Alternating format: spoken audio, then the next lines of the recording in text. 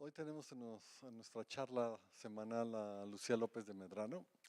Ella trabaja en el Instituto de Matemáticas en la unidad de Cuernavaca.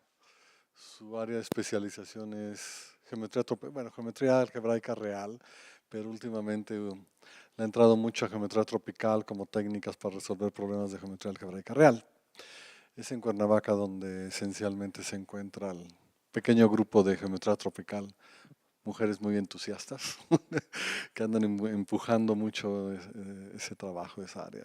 Es una de las áreas muy activas actualmente en la matemática.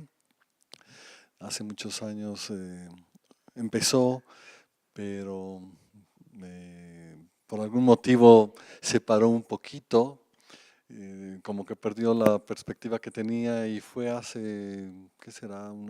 Es del 2000 más o menos.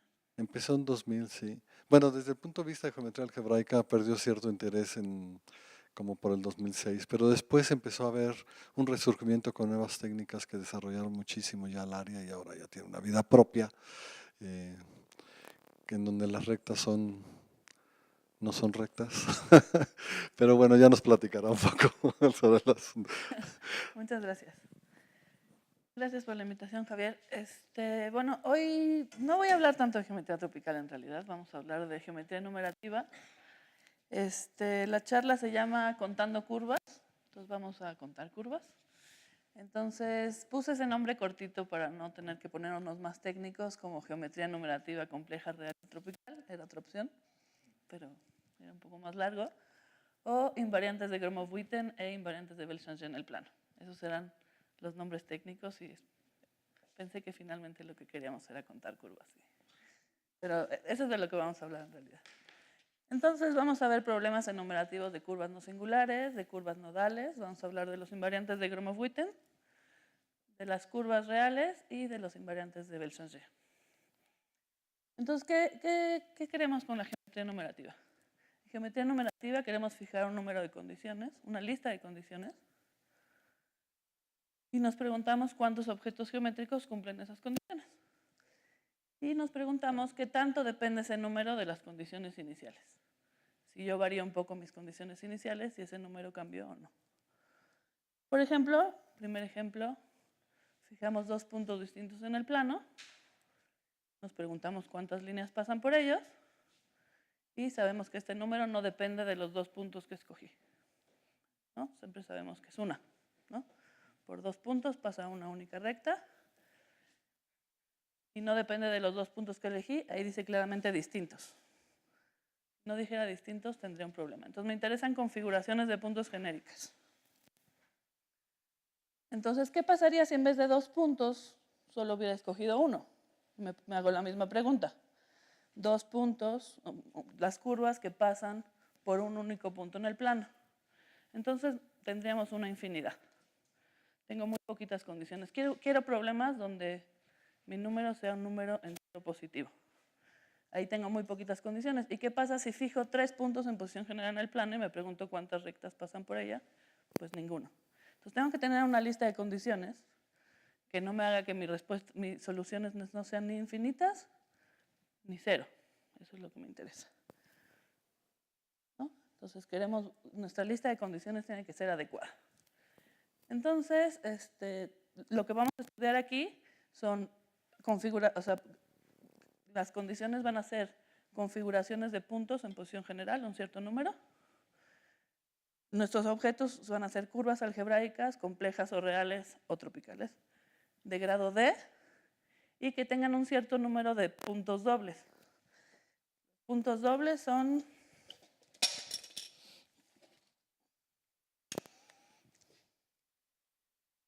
que nuestra curva tenga una singularidad de este tipo.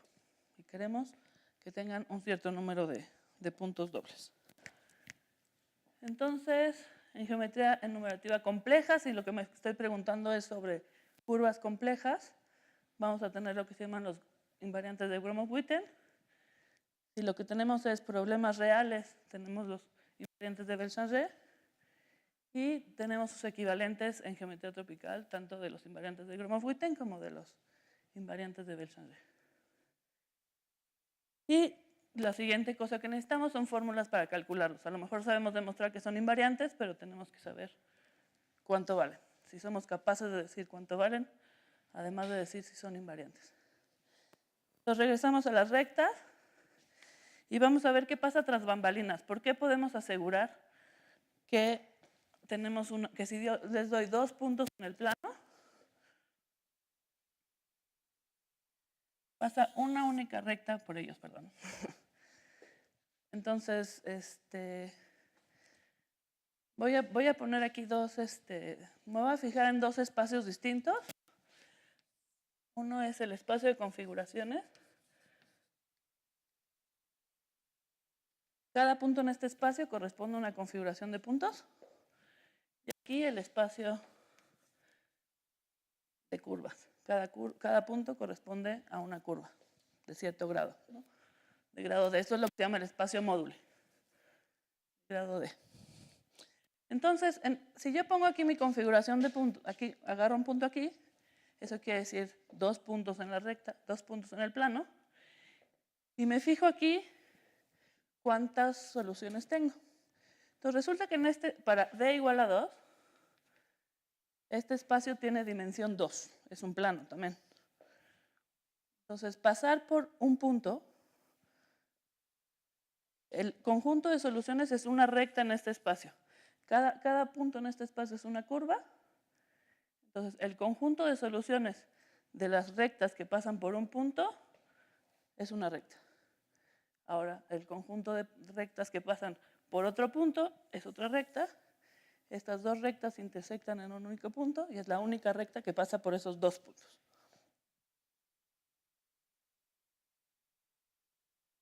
Tenemos las configuraciones y vemos qué pasa acá. Pues podemos subir el grado de nuestras curvas. Ahorita estábamos en grado 1. Ahora fijamos D puede ser 1, 2, 3, lo que quieran. Y ahora mis curvas van a ser las de grado D. Y ese tiene esta dimensión. No se fijen mucho en ese número, solo sabemos de qué dimensión es ese espacio. ¿Okay? Es una fórmula que depende de D. Y agarro configuraciones de puntos de ese mismo número. ¿Te acuerdas? Antes teníamos grado 2 y agarrábamos 2 puntos. Ahora teníamos grado 1 y agarrábamos 2 puntos, porque la dimensión era 2 y agarrábamos 2 puntos. En este caso, por ejemplo, para toda D, tengo este espacio gigante, bueno, depende de la D, y pasar por un punto significa vivir en un hiperplano. Entonces, si yo intersecto el mismo número de hiperplanos que están en posición general, finalmente se van a intersectar en un único punto. ¿Sí? Entonces, sabemos que la solución es única porque sabemos que este número de hiperplanos en posición genérica en un espacio de esta dimensión se intersectan en un único punto, como acá dos rectas se intersectan en un punto. Entonces, si agarro ese número de una configuración con ese número de puntos y me pregunto cuántas curvas de grado D pasan por ellas, siempre es 1. Por 2 puntos pasa una única recta, por 5 puntos en posición general pasa una única cónica, por 9 puntos en posición general pasa una cúbica, etc. Por ese número de puntos en posición general pasa una única curva de grado D. Entonces, ese caso ya lo sabemos resolver. Si nuestra lista de condiciones es pasar por ese número de puntos, la solución es única. Y eso no me importa, en ningún momento mencioné si estaba en un plano real, en un plano complejo, no me interesó. Todo lo que dije vale tanto para el plano real como para el plano complejo, para curvas reales, curvas complejas. ¿Perdón? En planos finitos. O sea, ¿con qué?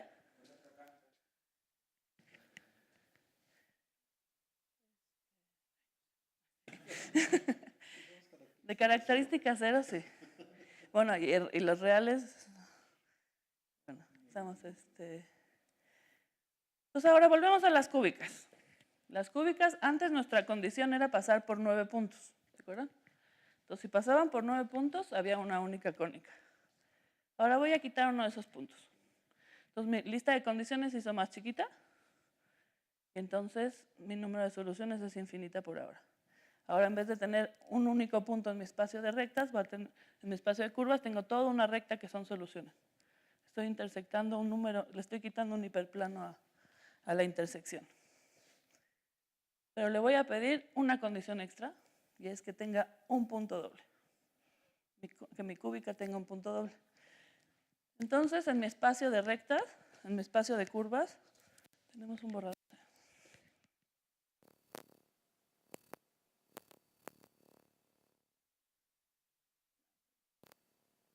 Es que estoy en mi mismo espacio, no me quiero cambiar de espacio. Entonces, lo que pasa aquí es que la intersección ya no van a ser hiperplanos. Voy a tener 8 hiperplanos que se intersectan en un espacio de dimensión 9. La solución va a ser toda una recta. Tengo una infinidad de soluciones.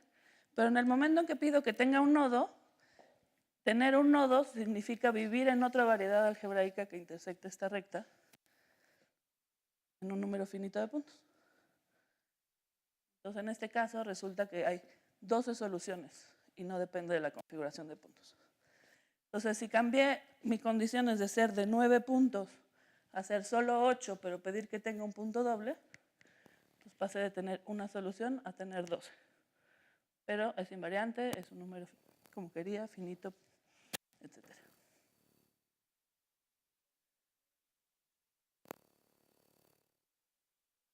En posición general van a ser no singulares. Ya decía, mira. Pero no lo dije. Pero bueno, si tu configuración de puntos es suficientemente genérica. Entonces, me voy a hacer la misma pregunta. Voy a agarrar una curva compleja de grado D. Ahora voy a hacer el problema general que acabo de decir. Agarro ahora, me interesan las curvas complejas de grado D que pasan por una configuración. Este era el número que tenía antes. Que les dije que no se preocuparan por él, nada más saber que es ese número. Y voy a quitarle un cierto número de puntos, K puntos le voy a quitar. Antes le quité 1, ahora le voy a quitar K. Voy a agarrar una configuración con ese número de puntos y voy a pedir que tengan K nodos, donde K tiene que cumplir una cierta desigualdad, porque si no, no existen. Y anotamos que el número de soluciones de curvas complejas de grado D con K nodos que pasan por una configuración omega, por ese número de puntos. ¿Sí? Entonces, el teorema de Gromov-Witten dice que ese número no depende de omega. Para todo D, K y omega, en realidad la omega no me interesa. Y eso es lo que se llaman los invariantes de Gromov-Witten para el plano. Invariantes de Gromov-Witten hay en muchos otros casos. En este momento solo voy a hablar del plano, pero podemos cambiar la variedad del plano, etc. Entonces no depende de W. Entonces en realidad le puedo llamar N de K, porque la omega no pintaba para nada, ¿no? Entonces son los invariantes de Gromov-Witten y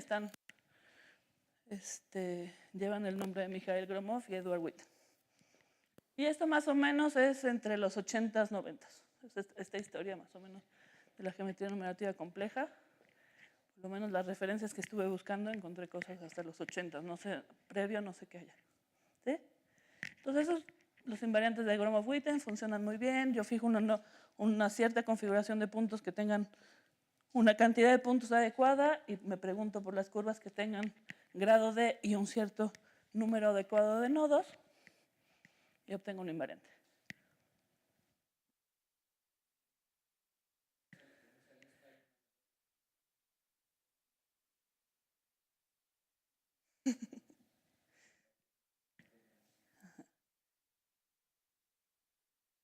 Entonces, en particular, por ejemplo,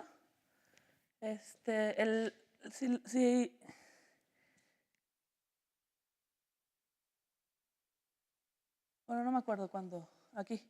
El máximo número de nodos que puede tener una curva de grado D le voy a llamar GD, que tiene que ver con el género de la curva compleja.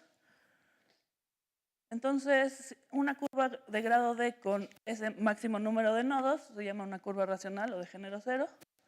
Y vamos a ver sus números. Entonces, para curvas racionales de grado D, este es el caso que habíamos visto, en el que pedimos 0 nodos, tenemos puros puntos. Este es el caso que vimos antes. Para toda D teníamos 1. ¿Sí? Ahora, ese es el otro caso que vimos. Cúbicas con un nodo. Grado 3, un nodo, tengo 12. Grado 4, con 3 nodos, ya tengo 620 soluciones. Los números crecen de manera... Ya tenemos aquí que 26 millones para el 5, ¿no? Pero bueno, por lo menos sabemos que son invariantes. Entonces sabemos, ya dijimos que son invariantes, pero ¿cuánto valen? Para todo D y todo K. ¿Cuánto valen? Entonces, para K igual al máximo número de nodos posibles, Kontsevich hizo una fórmula para las curvas racionales, donde calcula de forma recursiva. Eso quiere decir que si quiero calcular el de grado D, lo calculo en términos de los grados menores. Si yo conozco los grados menores, puedo conseguir el de grado D. Y Lucía Caporaso y Joe Harris hicieron el caso general para todo K. Las dos son fórmulas recursivas.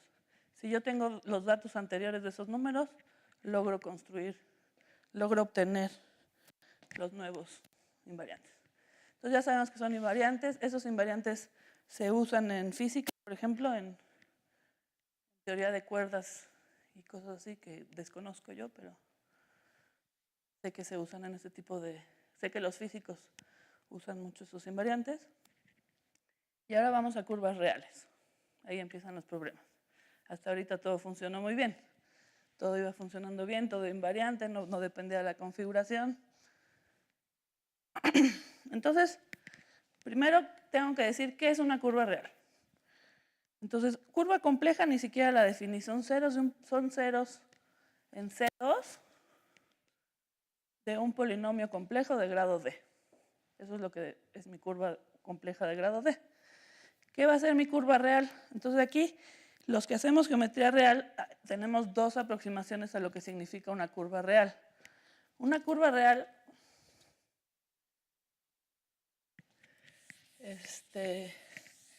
como estamos acostumbrados a pensarlo, es un polinomio con coeficientes reales y veo sus ceros en el plano real.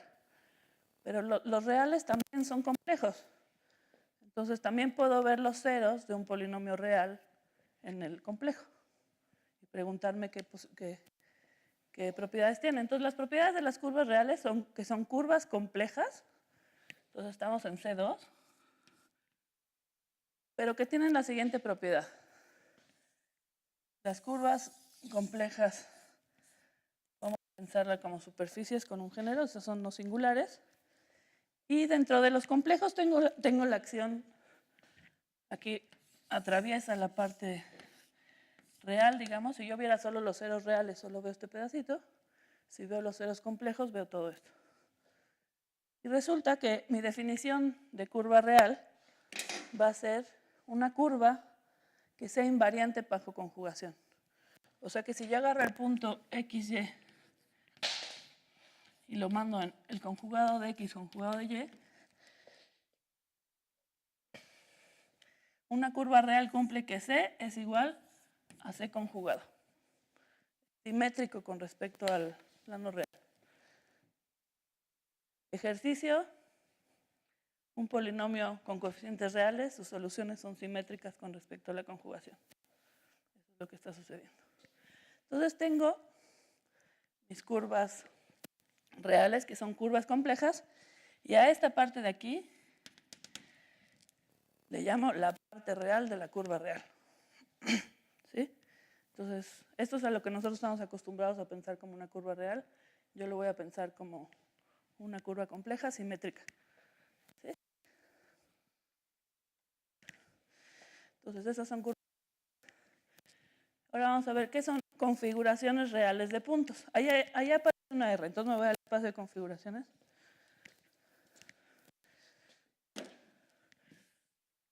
Entonces aquí también va a aparecer una parte real de esas configuraciones.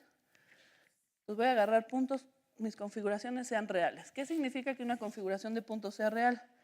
Pues lo mismo, que sea simétrico con respecto a la conjugación. Que si agarro el plano complejo, agarro, esta es la parte real, R2, metido en C2, voy a agarrar una configuración de puntos que sea simétrica con respecto a la conjugación. Quiere decir que voy a tener unos puntos en R y luego unos puntos que son pares complejos conjugados. ¿Por qué me interesan estas configuraciones? Porque si no, tendría demasiadas soluciones. Porque yo sé que si mi curva pasa por aquí, a fuerza pasa por acá, por esa propiedad que tenemos ahí. Entonces, si yo solo diera esta condición, en realidad estoy dando estas dos condiciones. Entonces, si doy más número de puntos, voy a tener 0 soluciones. ¿Y qué significan las soluciones reales? Ahora vamos acá a este es el espacio de curvas. En mi espacio de curvas, si mis condiciones son reales, mis soluciones también van a ser reales. Entonces, si aquí tengo las curvas reales y tengo esas condiciones reales, tendré ciertas soluciones aquí y luego nuevamente pares de curvas complejas conjugadas que son solución.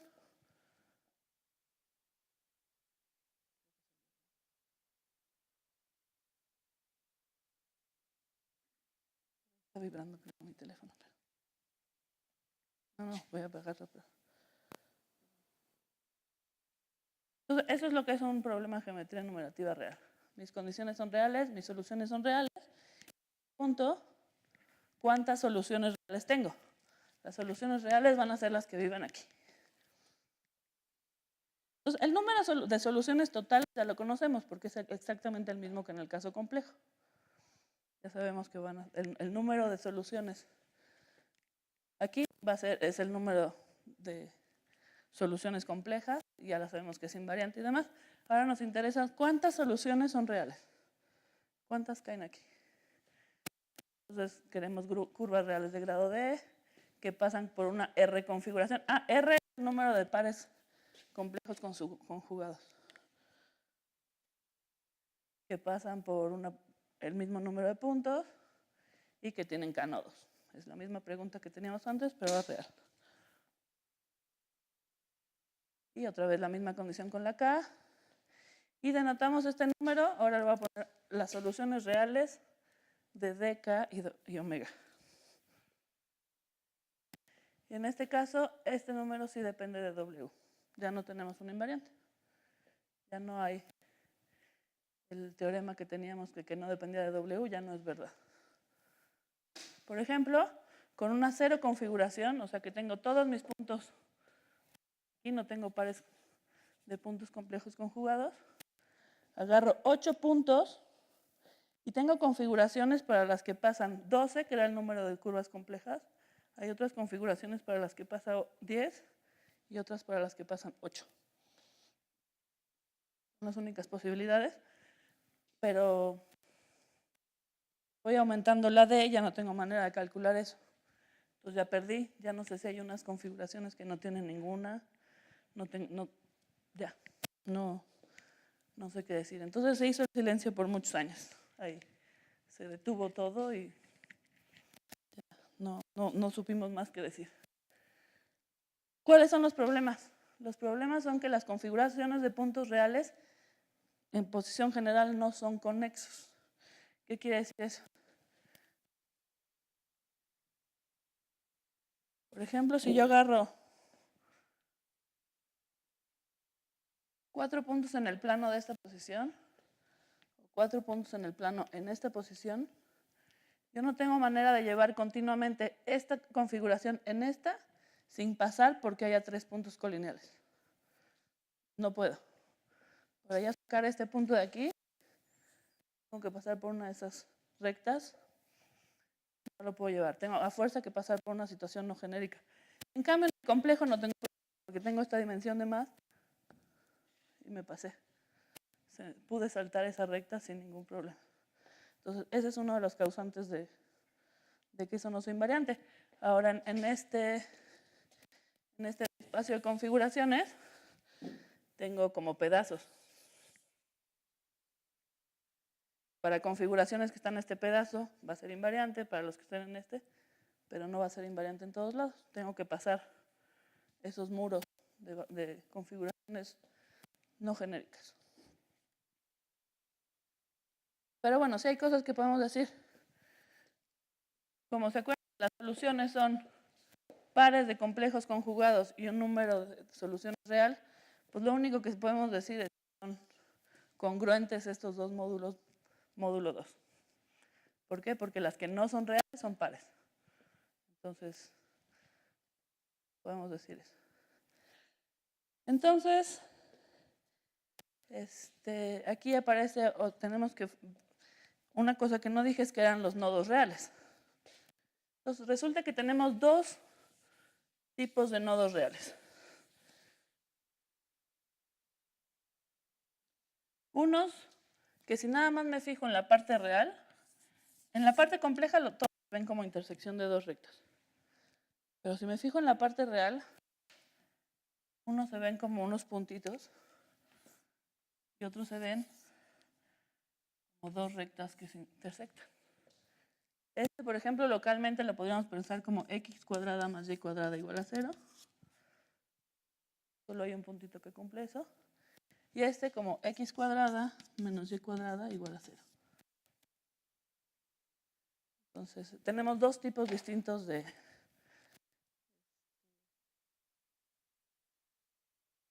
a apagar esto. De tipos de nodos. Entonces, ¿qué pasa cuando cruzamos las paredes? Si lo que quiero decir algo sobre cómo de una de estas áreas a esta, tengo que ver qué pasa cuando cruzo esta pared de las configuraciones en mis soluciones aquí. Entonces, si yo tengo acá tengo otras soluciones, para que estos dos desaparezcan y dejen de ser soluciones reales, tienen que juntarse, chocar y volverse pares de complejos conjugados. No pueden simplemente saltar porque las soluciones tienen que ser simétricas. Entonces, para que si de un lado de la pared tengo esta solución, ¿ven aquí? Y del otro lado tengo ahora tres pares. Y en un lugar estaba yo aquí y en el otro lado estaba yo acá. Lo que pasa si yo viera la película continuamente es que estos dos chocan y se van así para arriba. ¿Sí?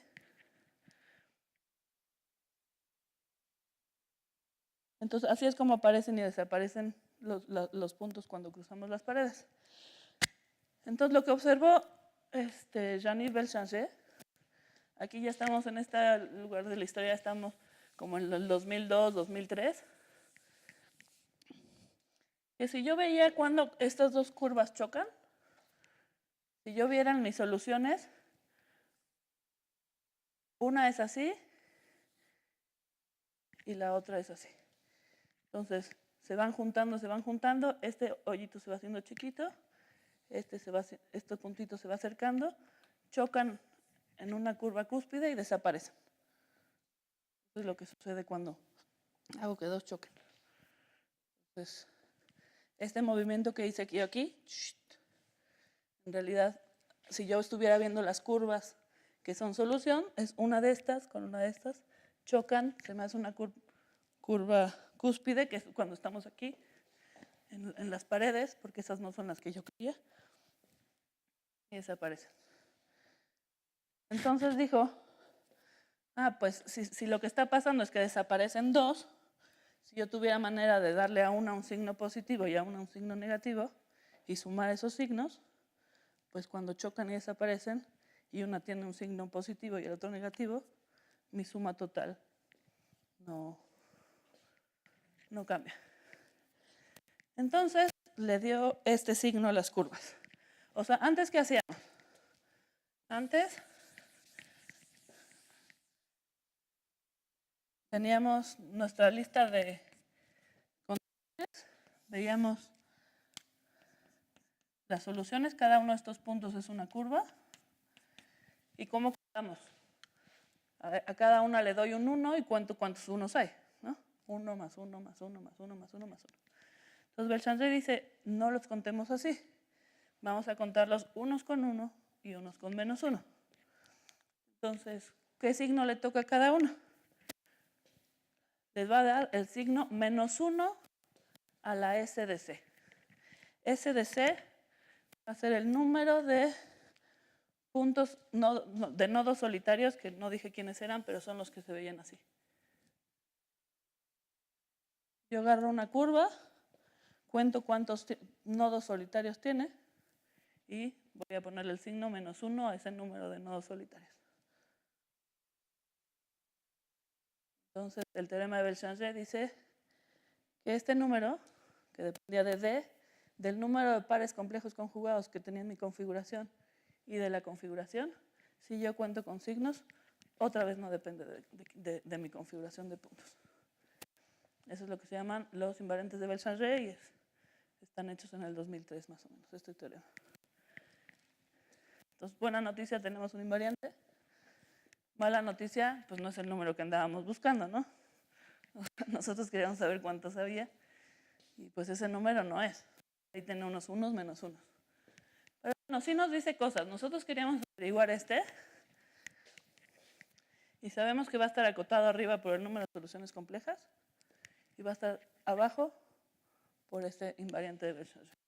Entonces me da una cota inferior. Entonces, no importa qué configuración tenga, yo sé que a lo menos tengo el valor absoluto del invariante de Belchamp de curvas reales que pasan por él. O sea, puedo garantizar. Por ejemplo, si ese número no es 0, para toda configuración de puntos puedo garantizar que siempre pasa una configuración real. Que ya siempre tenemos una solución real. Entonces tenemos esta cota inferior y una vez más ya sabemos que es una cota, ya sabemos que sí nos da información, ya sabemos que tenemos un invariante real que no teníamos antes y tenemos que calcularlos. Y ahí es donde más o menos al mismo tiempo, como en el 2000, 2002, algo así, aparece bueno, en el 2000 aparece la geometría tropical.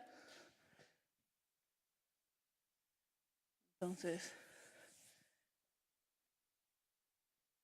no tengo mucho tiempo de hablar de geometría tropical, pero bueno, ahora sí voy a cambiar de pizarrón. En geometría tropical, los objetos son gráficas racionales balanceadas. Racionales es que van a estar encajadas en R2, o sea, no son gráficas abstractas, viven dentro de R2.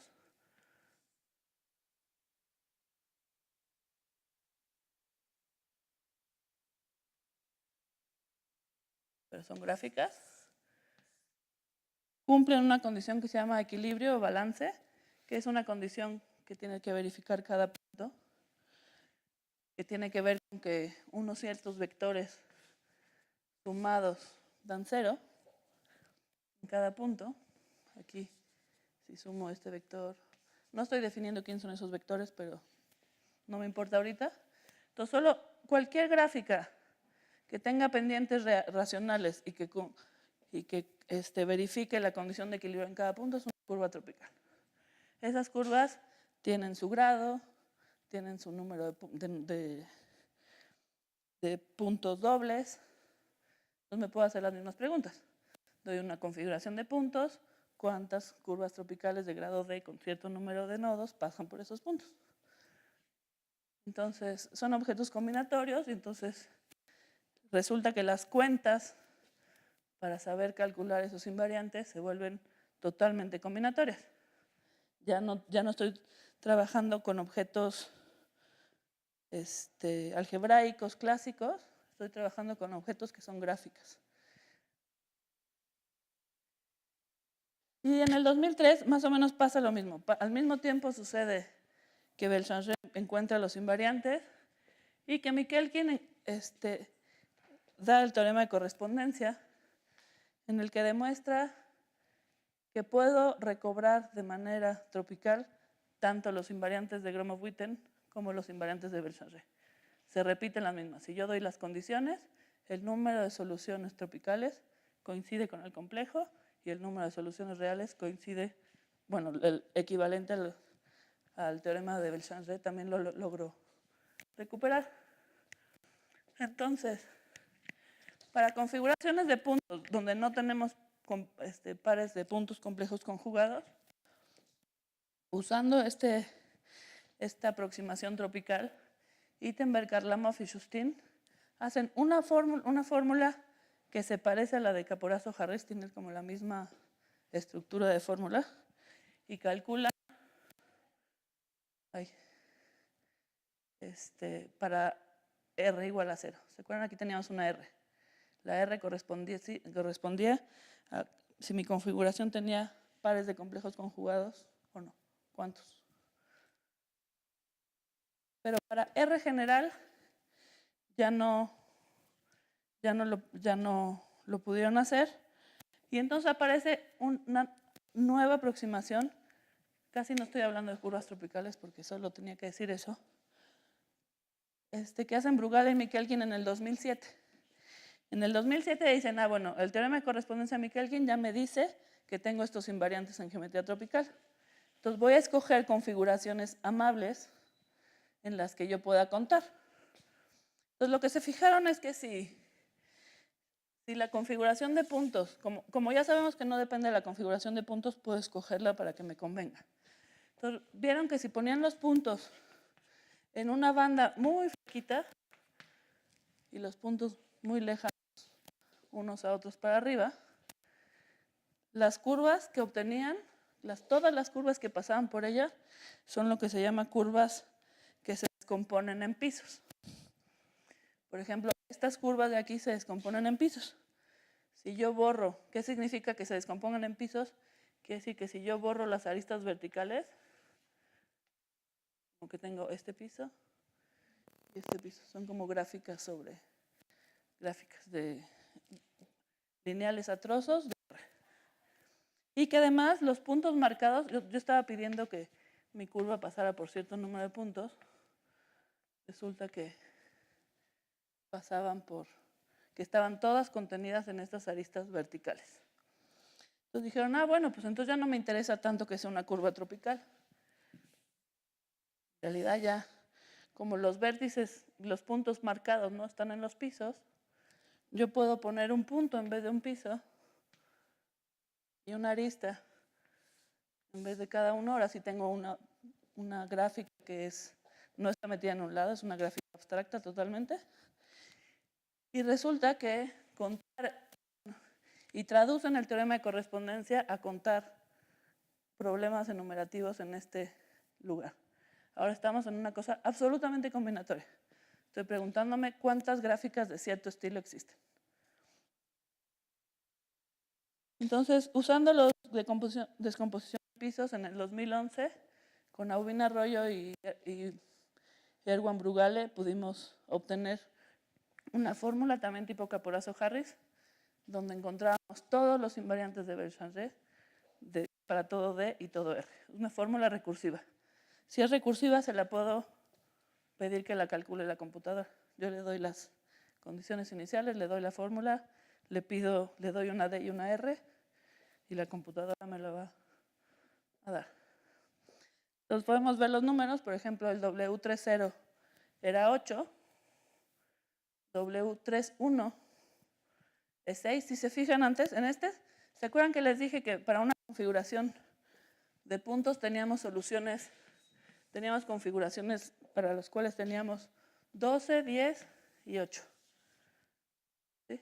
Entonces lo que pasa es que en voy a tener 4 curvas con signo negativo y 8 con signo positivo. Aquí tengo 2 con signo negativo y 10 con signo positivo. No. 8. ¿No?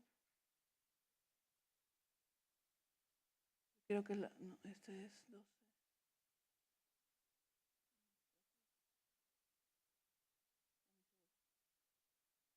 Tengo 8 con signo positivo, así. Entonces, en realidad aquí lo que pasa es que tenía muchos de signo negativo. Cuando sumaba estos dos, me va a dar el 8. Entonces Entonces esos son el W38, W30 es 8. Si tengo un par de complejos conjugados es 6. Si tengo dos pares de complejos conjugados es 4, 2 y 0. Entonces, ahí parece engañoso, parece que esta es una cosa que decrece.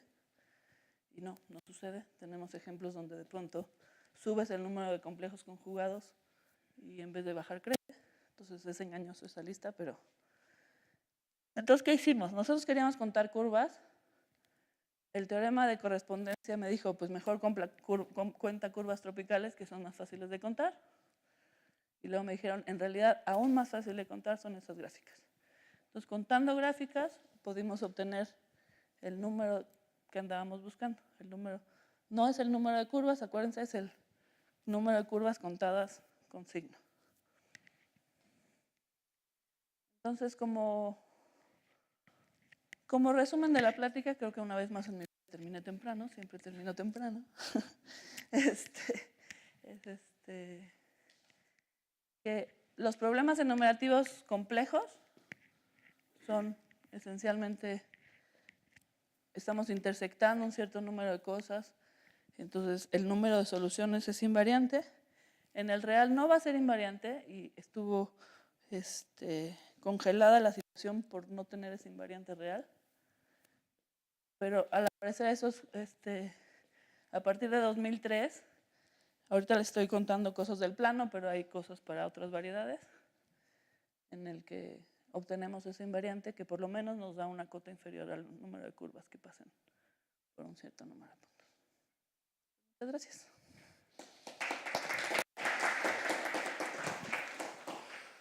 ¿Preguntas? ¿Comentarios? ¿Tienes una? Hola, Lucía. Hola. Primero que nada, qué bueno verte nuevamente. Gracias. Hace mucho que no te veía. Sí. Bueno, en ecuaciones diferenciales como que el problema dual es importante. Por ejemplo, los puntos de equilibrio son justamente las intersecciones de curvas, ¿no? Y entonces lo puedo ver como un problema dual a donde tú ahí lo que tienes son las curvas y ahora lo que quieres ver es justamente, o familias de curvas, ¿no? En general lo que tienes son familias de curvas y quieres justamente cuando... cumplen una condición. Exacto, cómo se intersectan, etc. ¿Algo sabes acerca de eso? ¿Estás visto? ¿Te ha preocupado? ¿Como de otras situaciones, dices? Sí, en esa parte, en ese problema como que yo diría... Pues no, o sea, sé que hay otras cosas, pero no, así que te dijera ahorita, no. Bien, o sea, como que la parte que he visto más es cuando cambias la variedad simpléctica, o sea, en vez del plano o la estructura real, ¿no? Porque ahorita dijimos que era simétrico con respecto a la conjugación, pero si das otra estructura real, pues la simetría viene dada por esa otra. Entonces, más bien he visto esa como... Conozco trabajos más en esa dirección que en la que... Difícil para mí. Por ejemplo, bueno, no sé si quedó claro, pero los invariantes de Béchamp solo era para curvas racionales, cuando tenemos el máximo número de nodos. Para cuando tenemos un poco menos de nodos no sabemos.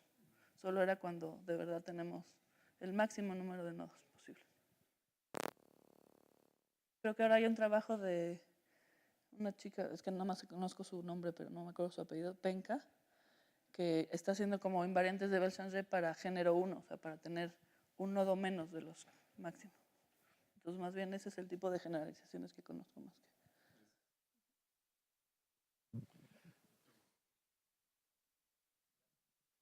La invariancia de los números de Gromov-Witten es nada más la observación de que el conjunto es conexo. Las curvas también, ¿no?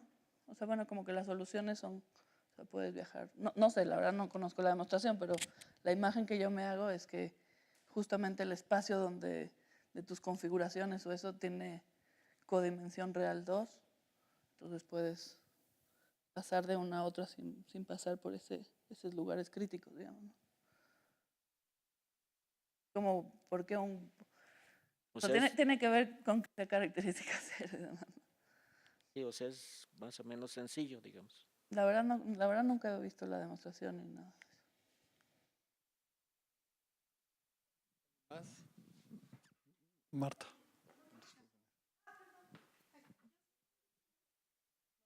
Estoy acá.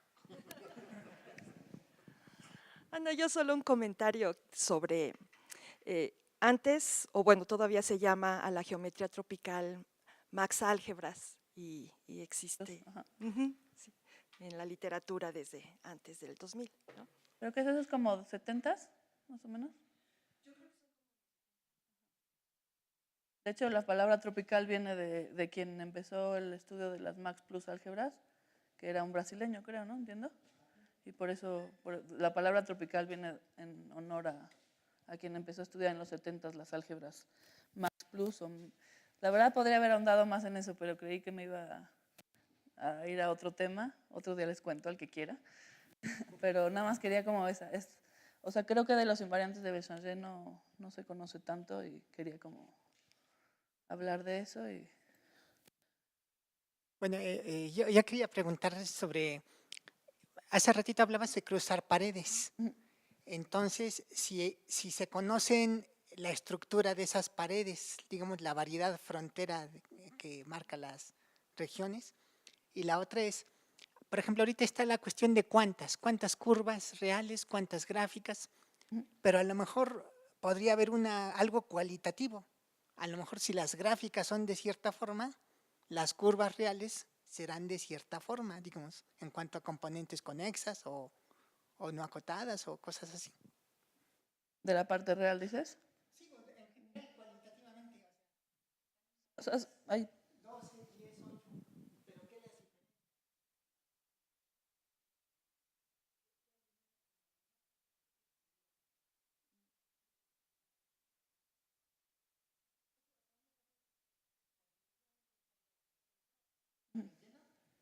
Pues más o menos, porque lo que tenemos es esa cota inferior.